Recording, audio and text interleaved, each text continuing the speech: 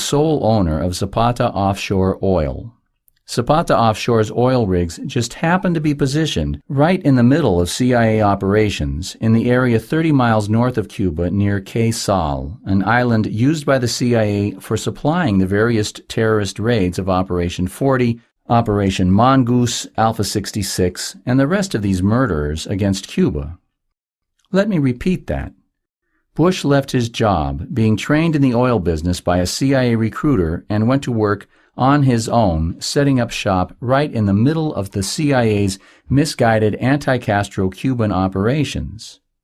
Really, that should sort of settle the question. 3 pieces of undisputed, solid evidence that our George Bush was working for the CIA in the Caribbean. And this is the big stuff. But there's more. The assassins of Operation 40, the misguided anti-Castro Cubans of the Hoover Memo, were supervised on the front lines by E. Howard Hunt. Hunt got this job because he was previously a first-level supervisor of the Bay of Pigs invasion. The secret code name for the Bay of Pigs invasion was Operation Zapata. Operation Zapata? Zapata offshore? Now, you could fairly ask what kind of idiot would give a secret operation a secret code name and name it after his own company that was operating in the area. What kind of idiot? George Bush, that's what kind of idiot. In World War II, Bush named his plane after his wife, the Barbara II. When this plane was shot down, what do you suppose he named his next plane? Did you guess it? The Barbara III. While the CIA was preparing for the Bay of Pigs invasion, the CIA ordered a large ship from the Navy to carry guns and tanks and men to the Bay of Pigs invasion. But no one was supposed to know that this was a U.S. Navy ship. The world was supposed to believe that these were just private citizens of Cuba. So it was necessary to disguise the ship and to change the name. The name was changed to the Barbara. Now, this is not a big deal, it's a small deal, but it's there. Bush has a habit of naming things in his military career after things in his personal life. He named 2 planes after his wife, and one of the 3 CIA ships at the Bay of Pigs was renamed the Barbara. It's a small piece that just happens to fit perfectly with the bigger picture of Bush as a CIA officer working with anti-Castro Cuban terrorists. This same habit of naming things in his military career after things in his personal life links Bush's oil company, Zapata Offshore, to Operation Zapata and to the anti-Castro Cuban terrorists. But again, let's not overemphasize this name stuff. Finding the name of Bush's wife on a CIA supply ship, or finding the code name for the Bay of Pigs invasion on his oil company, is a small but clear detail of this much bigger picture. The big picture shows us that at the same time that Hunt moved from working inside Harriman's office to go to the CIA where he supervised at the CIA's invasion of Cuba, at the same time that Richard Bissell moved from working inside Harriman's office to go to work for the CIA where he became the director of planning for the Bay of Pigs operations, at the very same time, the oldest son of Harriman's closest associate went to work in the exact same outdoor office where Hunt and Bissell were now operating. Hoover's memo names George Bush as a CIA supervisor of the Bay of Pigs invaders, the anti-Castro Cubans. The evidence for this is simply overwhelming. There can be no reasonable doubt about this connection. George Bush was working for the CIA, assisting their operations at the Bay of Pigs, working for Bissell, working with Hunt, working with Sturgis, supervising the CIA's misguided anti-Castro Cuban groups. His supervision of Hunt and the others at the Bay of Pigs is a key piece of evidence linking him to the assassination, but it is not Bush's only connection to Hunt and the other suspects. After Bush got beaten up, losing 2 elections for Senate, Nixon rescued him from defeat and humiliation by bringing him into the White House, trailing E. Howard Hunt behind him. Haldeman says no one seems to know who brought Hunt into the White House. But it's not hard to figure out, because not only did Hunt and Bush come to work in the White House at exactly the same time, but no one else in the White House had any connections to CIA operations. No one had any connections. While Bush, on the other hand, was directly involved in the same CIA operations in the same area at the same time that Hunt was. How can you possibly explain the connection between these people? Do these men have anything in common? The answer is either no, they all came together in 1970 for no apparent reason, or the answer is this one. They all met on the same road to power. And there's more to the Nixon-Bush-Hunt connection than that they all came together at the same time in the same place. Remember when Hunt was sitting in jail demanding that Nixon pay him $2 million in hush money or he'd start talking? Hunt got paid. The money came from this man, Bill Leitke, Bush's oldest, closest, and most important business partner. Leitke helped Bush found Zapata Offshore. Then, in 1959, when the CIA needed the company, Leitke handed the company to Bush, made Bush the sole owner so that Bush could carry out secret operations without any outside observers getting in the way.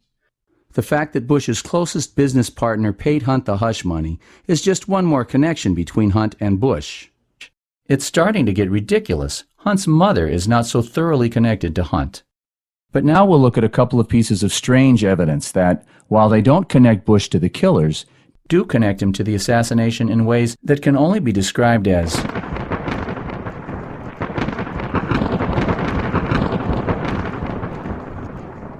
weird.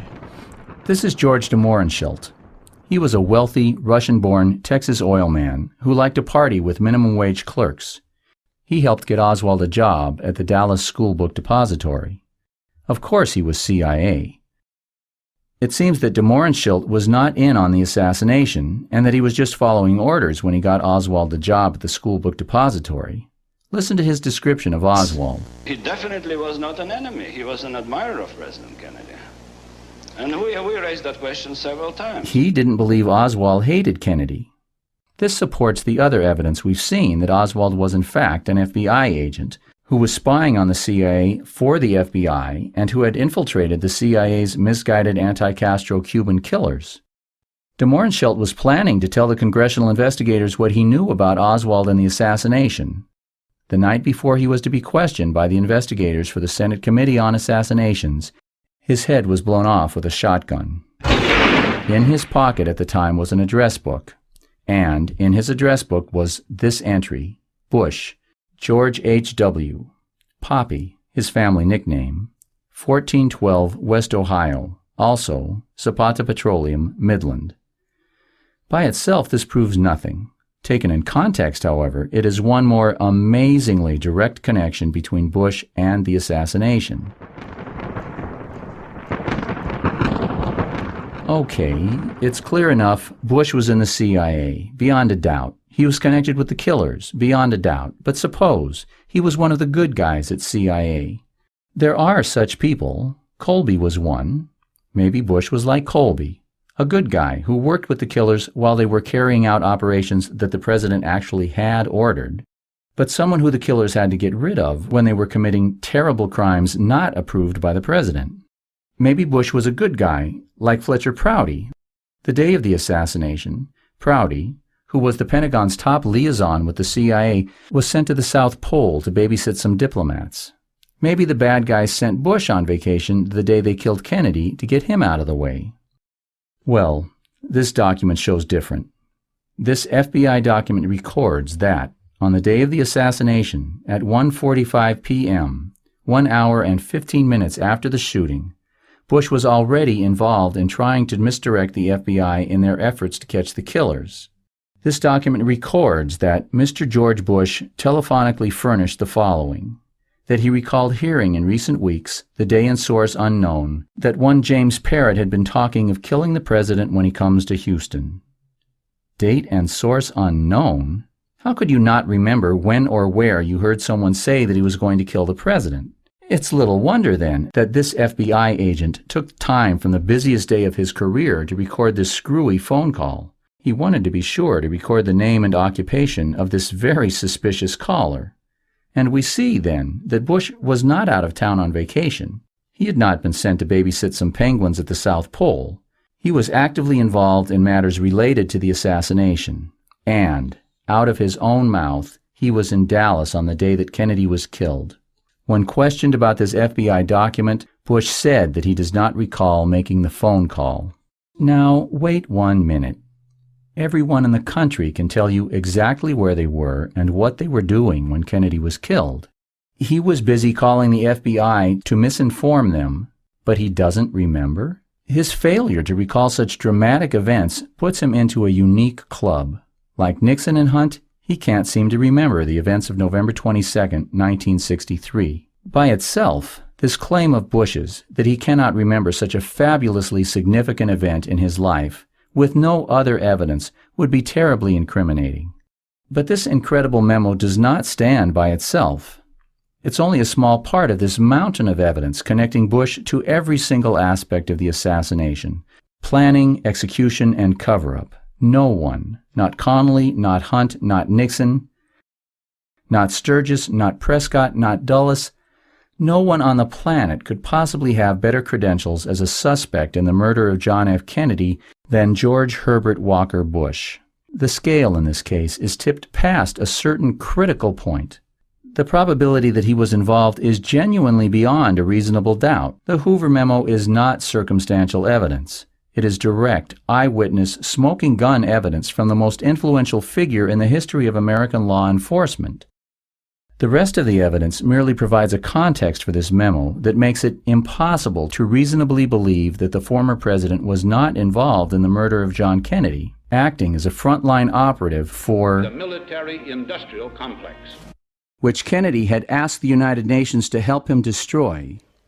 A steady reduction in force, both nuclear and conventional, until it has abolished all armies and all weapons.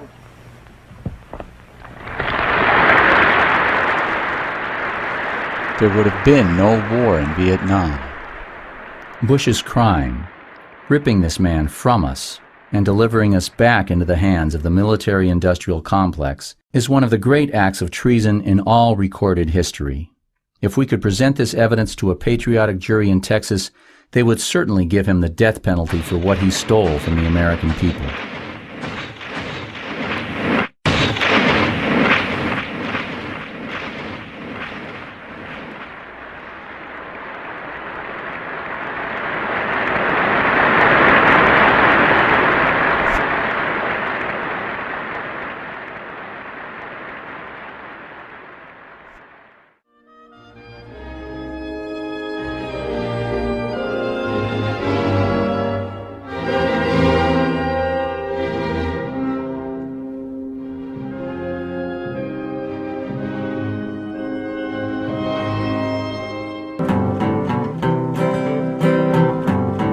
When I was just a little fool, my mama sent me off to a place called school.